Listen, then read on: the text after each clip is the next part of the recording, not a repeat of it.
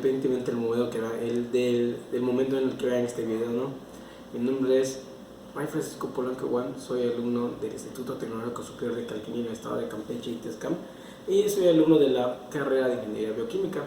Este video lo hago con fines de nuestra materia de Ingeniería de Bioreactores, que nos da el maestro José Dolores.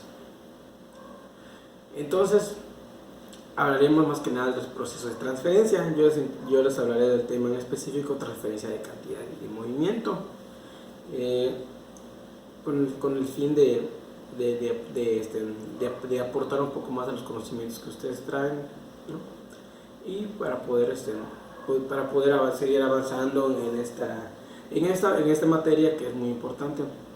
Como sabemos, pues en ingeniería de bioreactores más que nada se habla sobre este tipo de equipos, los bioreactores, en la cual es la parte física, lo cual es todo el componente en sí del equipo, así como las partes que no se intangibles, que más que nada pueden ser los sistemas, las señales y las interfaces que en este equipo se emplean, ¿no? Pero más que nada hay que saber, antes de llegar a ese punto, hay que saber bien cuáles son los elementos teóricos o cuál es la literatura o los conocimientos que nosotros tenemos que tener para poder aplicarlo en este equipo, ¿no? Y más que nada, pues, las transferencias de materia, de calor y de movimiento son muy importantes, ¿no? Entonces les hablaré de la transferencia de cantidad de movimiento, que está caracterizada por estudiar el movimiento de fluidos. Como nosotros ya sabemos, los fluidos son cualquier elemento o cualquier estado de la materia, más que nada, en el cual sus componentes moleculares, por decirlo de ese modo, tienen una muy poca afinidad o una muy poca resistencia entre ellos. Entonces, por ello tienden a ser fluidos o materia libre, por decirlo de ese modo, como son los líquidos y los gases, ya que las moléculas que lo componen no tienen una fuerza tan grande entre sí, tienden a ser libres, tienden a fluir, por decirlo de ese modo. Entonces no tienen como que una forma sólida, una forma definida, ¿no? Ya sea en el caso de los líquidos y los gases, como ya les había comentado, ¿no? Bueno, pues entonces hablaremos sobre esto, ¿no? Sobre los fluidos y sobre cómo puede aplicarse esta fuerza de cantidad de movimiento, ¿no? Y hay que hablar de que las fuerzas que actúan sobre un fluido, como la presión y el esfuerzo cortante, provienen de transferencia microscópica a nivel molecular de cantidad de movimiento, ¿no? Ya les mencioné algo muy importante, que es transferencia microscópica. Los métodos para estudiar este tipo para estudiar los fenómenos los cuales tienen relación con la transferencia de cantidad de movimiento, ya sea de fluidos, tienen tres maneras o tres métodos para poder estudiarse y para poder sacarle provecho o predecir cuál va a ser su naturaleza, ¿no? Por ejemplo, el primero es el microscópico, el macroscópico y la similitud, ¿no? Que ahorita nos veremos un poquito más a fondo, y también les mencionaré las características que estos tres métodos contienen. Bueno, como les menciono, existen tres métodos para estudiar el comportamiento de la cantidad de movimiento de fluidos, ¿no? Entonces, el objetivo principal de esto es encontrar ecuaciones que vinculan fuerzas y transferencia de cantidad de movimiento en fluidos. Esto quiere decir que vamos a mezclar dos cosas en una forma aritmética o geométrica o numérica para poder expresarlo, ¿no? Que son las fuerzas que actúan sobre ellos, y la transferencia de cantidad de movimiento, que es la cual hablamos, ¿no? Como les menciono, existen tres metodologías o tres métodos para poder llevar a cabo estas ecuaciones, ¿no? Los balances microscópicos, macroscópicos y similitudes. En el primero, que son más que nada los balances microscópicos, como su nombre lo indica, no es necesario llevar a cabo experimentos, ¿no? ¿Por qué? Porque más que nada son fenómenos o es algo en el cual se pueden, no se puede observar a simple vista. Son cosas que ya están ahí, son intrínsecas de esos fluidos y de su comportamiento y de su naturaleza, ¿no? Entonces no es tan necesario llevar a cabo que experimentos. ¿Por qué? Porque más que nada se basa a lo que son ecuaciones matemáticas de alta complejidad. Entonces no se pueden, no es tan necesario llevar a cabo experimentos, pero sí realizar ecuaciones matemáticas apegadas a él, y como le menciono, son de una dificultad alta, ¿no? Por todo lo que esto conlleva. Y una característica importante es que también venden información punto a punto del sistema, ¿no? Ahora, siguiendo con el que es el macroscópico, es necesario realizar experimentos necesarios, o no tanto, es dependiendo pues de la persona o del caso en el cual estemos hablando, ¿no? Pero al contrario que el metodología anterior, macroscópico, las ecuaciones son matemáticamente sencillas, son menos complejas de las anteriores, ¿no? Pero porque ya, como les menciono, pueden llevarse a cabo experimentos que nos puedan demostrar su comportamiento y naturaleza. Y en este caso brindan información de entrada y salida del sistema en el cual nosotros nos enfoquemos, ¿no? Y las similitudes, que sería como que una tercera opción, en el cual no maneja que es necesario realizar experiencias, brindan una información global al sistema, o sea que en ellas puede estar inmerso lo que son las informaciones punto a punto y las informaciones de entrada y salida del sistema, y son ecuaciones matemáticamente sencillas. Es lo que tenemos, ¿no? Ahora vamos a hablar un punto importante también en lo que viene siendo la cantidad, no tanto la cantidad, sino más que nada el movimiento de fluidos, ¿no? Que es la agitación y la mezcla. Les menciono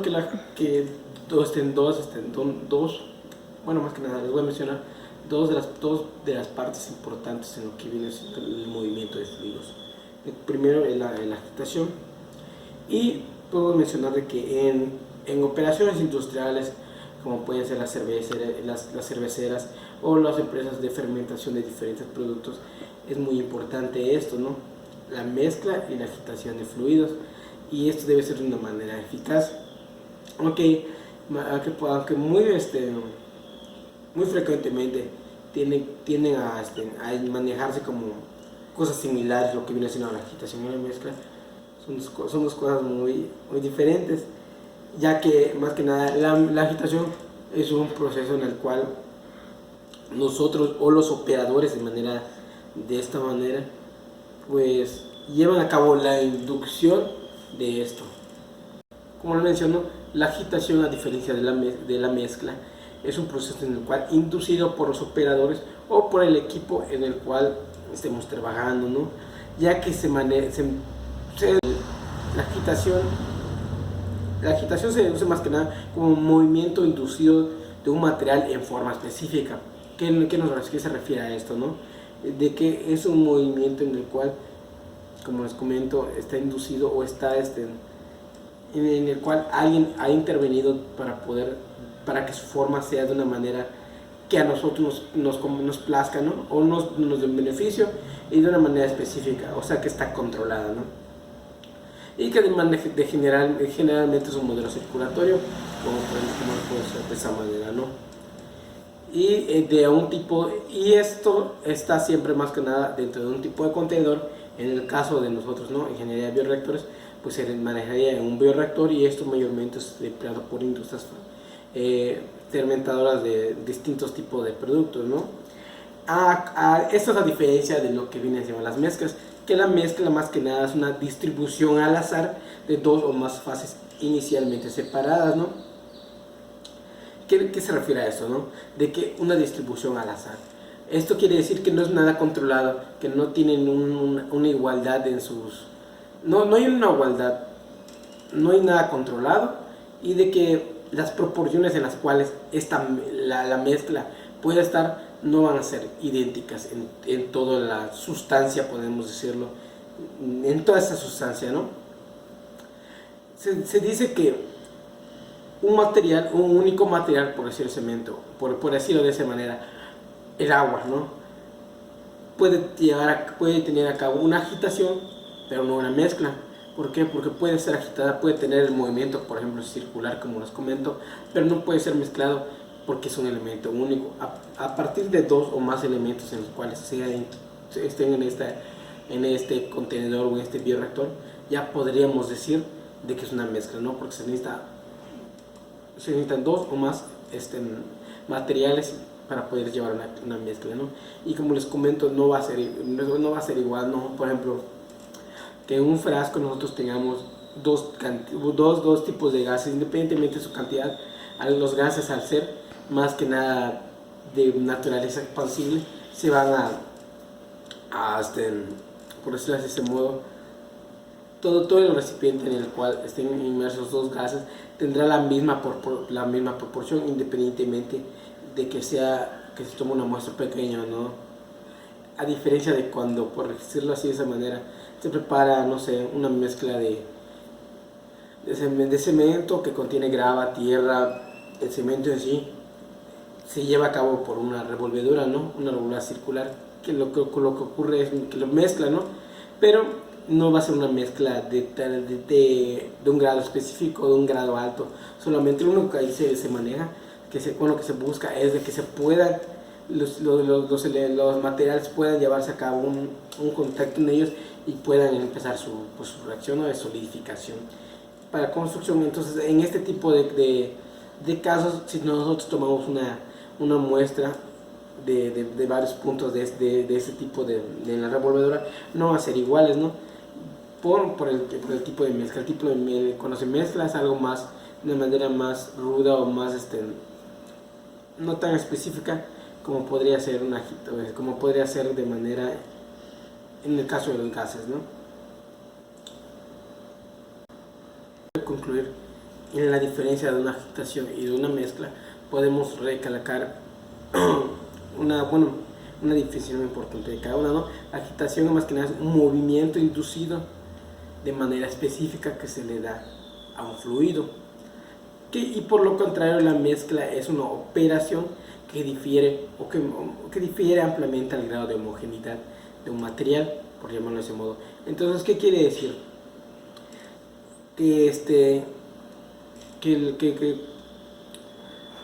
el primero, por decirlo así, está involucrado a un movimiento inducido que un operador le ha impuesto, ¿no? Eso es en el grado de agitación. Y en la mezcla, más que nada, tiene que ver con el grado de homogeneidad de un material. Esto quiere decir que se trata de que todos los materiales, dependiendo también de la situación, traten de estar en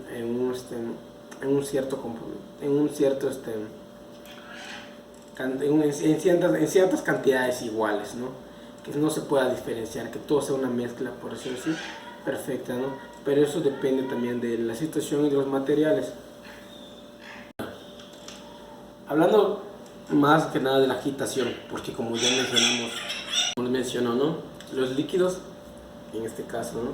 Se agitan tienen diversos fines, los líquidos o los fluidos más que nada en esta empresa, en esta manera, en industrias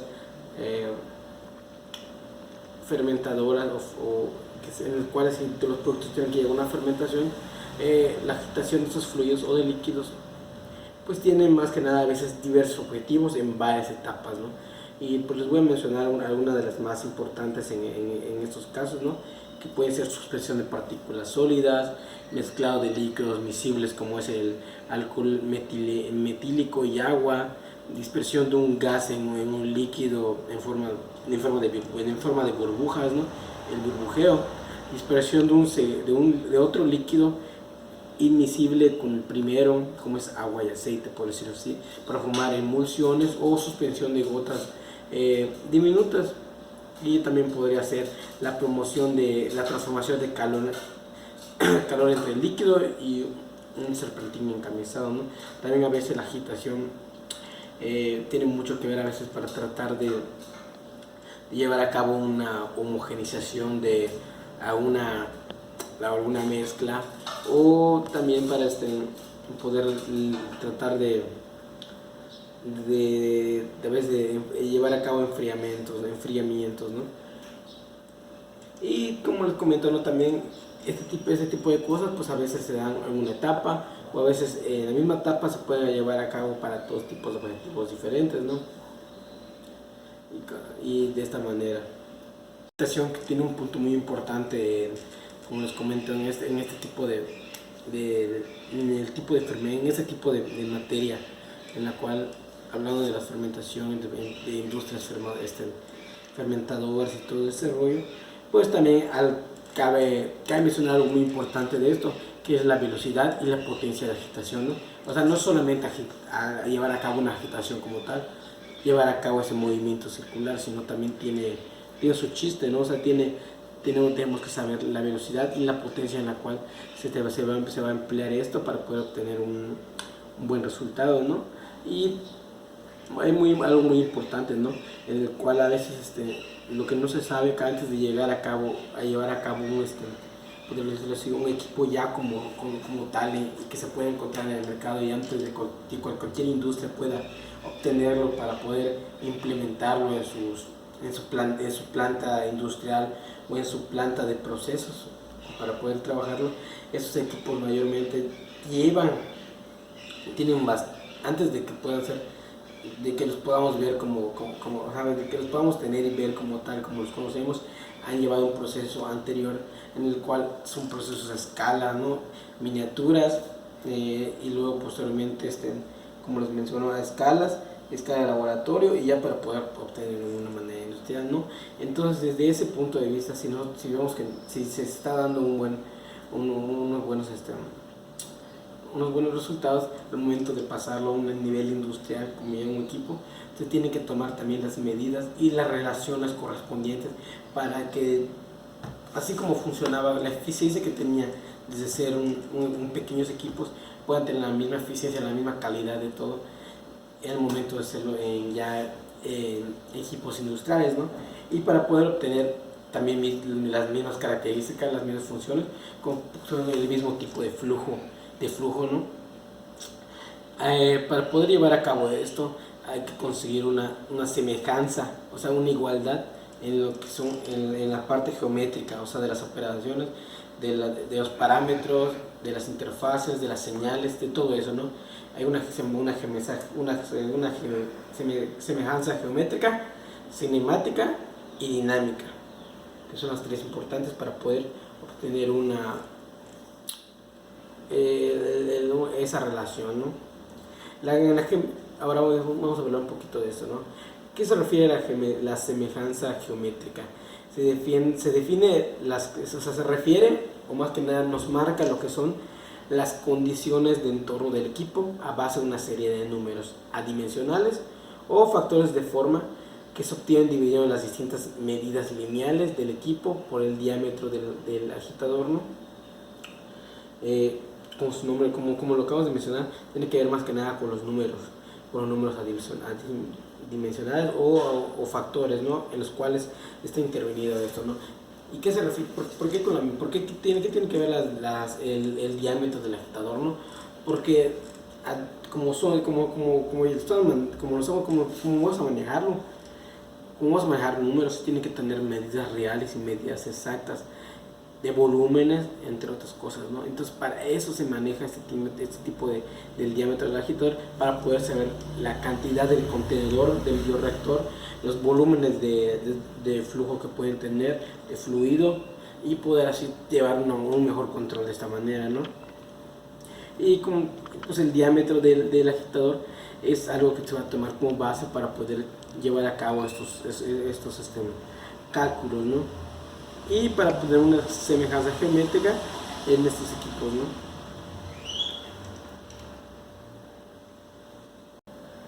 Bueno, entonces ya más o menos sabemos un poquito de lo que son la agitación y los agitadores, ¿no?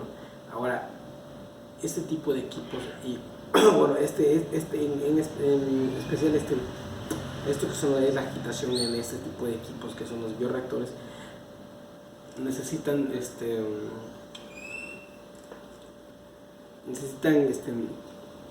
cuales se pueden basar para poder llevar a cabo una expresión geométrica o ecuaciones geométricas, ecuaciones matemáticas para poder llevar a cabo lo que son primeramente el análisis matemático, ¿no? de las relaciones para poder luego de que se establezca este modelo matemático poder llevarlo a cabo en lo que ya es el equipo como tal, ¿no? Y dentro de esas variables necesarias que necesitamos tener y las cuales ya sabemos y se necesitan aplicar, y más de las que necesitamos son, por ejemplo, el diámetro del tanque, las alturas de los agitadores, las anchuras de los tabiques de los deflectores. Son elementos importantes que nosotros tenemos que tener. También la altura a la cual debería llegar o debe llegar el tanque, el líquido en el tanque para poder tener un óptimo, una óptima, un resultado óptimo, una eficacia puntual, ¿no?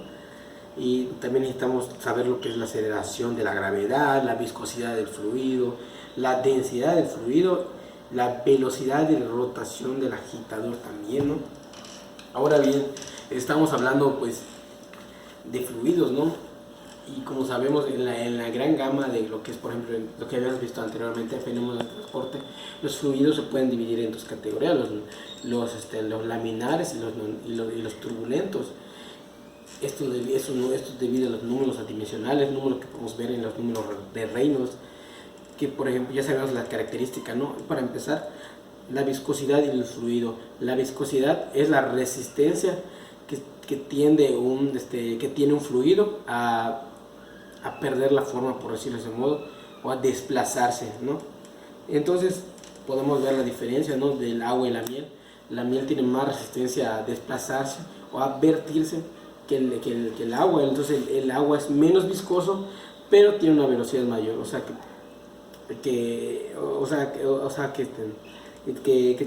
que tiene una libertad para poder extenderse o desplazarse, mientras que la miel pues es menor, ¿no? Entonces los fluidos laminares tienen entonces vamos a hablar ahorita un poquito más de lo que es, un poquito de lo que es el fluido laminar y el fluido turbulento, para poder ya empezar a cerrar lo que viene siendo la información que les estoy brindando, ¿no?